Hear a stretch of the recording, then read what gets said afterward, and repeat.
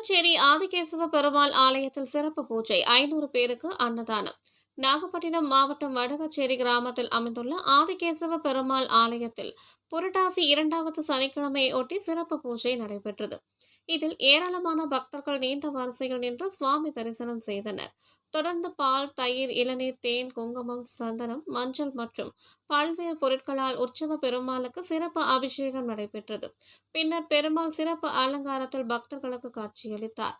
அதனைத் தொடர்ந்து மகா தீபாராதனை காண்பிக்கப்பட்டு நாகப்பட்டினம் ஹோலி டவுன் ரோட்டரி சங்கம் சார்பில் 500 பேருக்கு அன்னதானம் வழங்கப்பட்டது.